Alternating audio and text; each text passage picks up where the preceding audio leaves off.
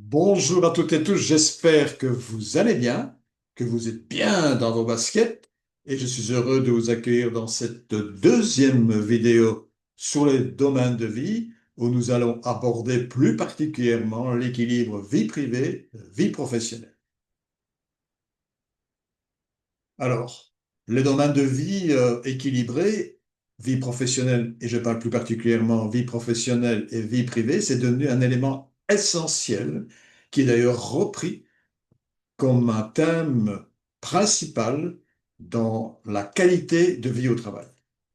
Alors, on peut se dire que un domaine de vie, c'est un quoi? C'est un domaine de vie où on y consacre le plus de temps et comme je viens de dire ici, plus particulièrement et essentiellement dans tout ce que j'ai pu rencontrer, c'est la vie professionnelle dans laquelle, pardon, l'on consacre plus de temps.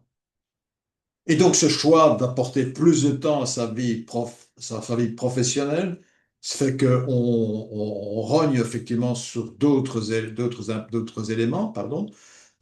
C'est qu'on rogne sur les moments passés avec nos conjoints, nos enfants, nos amis. C'est aussi le fait que, ben, on rogne sur le temps de nos loisirs, de nos plaisirs.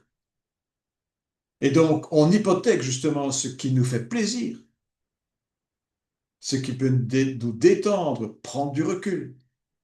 Et une conséquence de tout ça, c'est que ben, on a des états émotionnels qui sont plutôt toxiques et qui peut arriver à un moment donné et qui fait partie justement de cette contribution, comme c'est indiqué, vers le burn-out.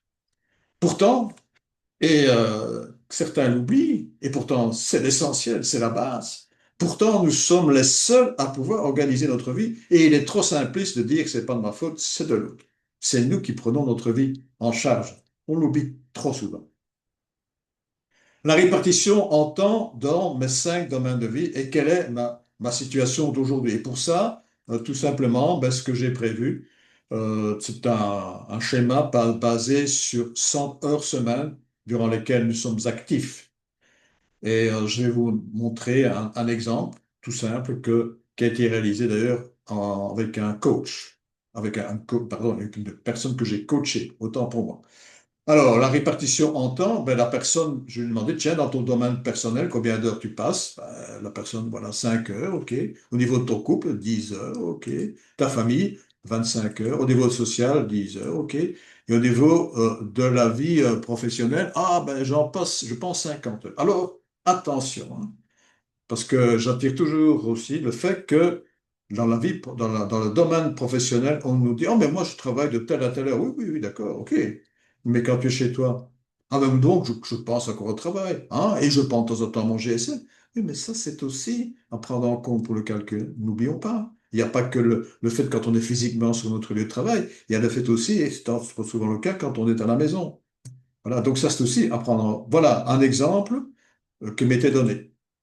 Alors, ce qui est très intéressant, c'est le visuel qui passe directement et qui interpelle directement les gens. Waouh, oh, oh là là, je passe 50% de mon temps au niveau du domaine professionnel. Bah oui. Alors, est-ce qu'il y a, je dirais, un élément au niveau des statistiques? Est-ce que quelque part l'équilibre, est-ce qu'il y a des normes à respecter? Est-ce qu'il y a euh, des éléments probants en la matière?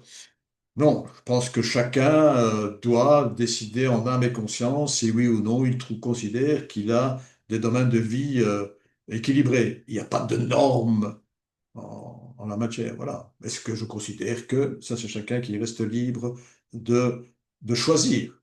Et donc ici, en l'occurrence, la personne trouvait que, et a raison, que 50%, c'est un peu beaucoup. Alors, ce qu'on pourrait dire effectivement par rapport à cette situation, c'est que l'on pourrait en tout cas concevoir que non, c'est pas très équilibré. Passer 50% de son temps au travail n'est peut-être pas synonyme d'équilibre, n'est-ce pas? On pourrait, en tout cas, c'était le cas de la personne que j'ai coachée. Quand on dit ses proches, justement, hein, ne serait-il pas en droit de reprocher d'être insuffisamment présent?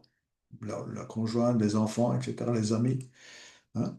Ces questions sont importantes car il se peut que l'on ne sente pas ce déséquilibre ni l'impact au niveau de notre vie. Alors, par rapport à l'existant, quand on fait le constat de qu'est-ce que je vis aujourd'hui, mais qu'est-ce que je souhaiterais demain? Et l'exercice, c'est justement ça, c'est dire, qu'est-ce que je souhaiterais? Personnel, 6 heures, couple, 14 heures, famille, 28 heures, social, 10 heures, et boulot, 42 heures. OK. Et qu'est-ce que ça donne comme résultat visuel? Ah, oh, ça va, ça me paraît bien. OK, c'est bon, OK. Faisons la comparaison, hein. Aujourd'hui, est-ce qu'on souhaite pour demain? Ah, oui, oui, d'accord. Voilà. Et je mets toujours ça en évidence aussi. Cet exercice est aussi intéressant quand on doit passer le cap de la retraite, hein. Parce que là, si on passait 42 heures dans la vie professionnelle, qu'est-ce qu'on fait avec ces 42 heures-là? Enfin voilà, ça c'est pour la petite anecdote.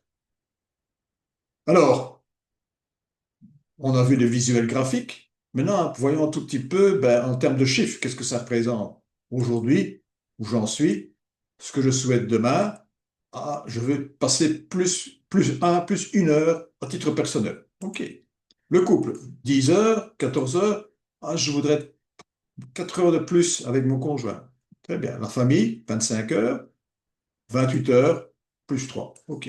Le social, 10 heures, je considère que là, c'est bon. Et bien sûr, si je veux arriver à un bon résultat, 50, donc là, moins 8 heures. OK. Ça, c'est un autre visuel qui dit, voilà ce que je dois modifier dans mon emploi du temps. Et donc, pour tout ça, qu'est-ce que je fais avec la personne que je coach? On dit, OK, c'est bon, voilà, la situation. Et maintenant, on va plus loin, hein.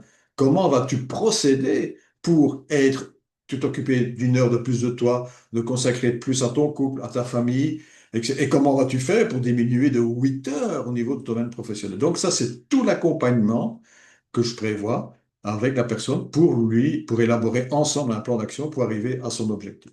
Voilà. Qu'est-ce que vous pensez de cette manière de procéder pour effectivement se rendre compte si oui ou non on a une vie équilibrée, vie professionnelle, vie privée. Et bien sûr, je termine, comme à chaque fois, avec mes 2 livres, et plus que jamais, le premier, Apprenez à démêler vos émotions, parce que, un, vous allez pouvoir y découvrir un peu plus en matière de théorie du domaine de vie, et deux, de bénéficier de l'accompagnement nécessaire et utile et le test pour pouvoir voir si vous avez un équilibre, vie privée, vie professionnelle. Mon site, et ma newsletter. Et bien sûr, on terminera cette deuxième vidéo par la belle phrase de Voltaire qui est pour moi la belle devise. J'ai décidé d'être heureux, c'est bon pour la santé. Merci de votre écoute et à la prochaine.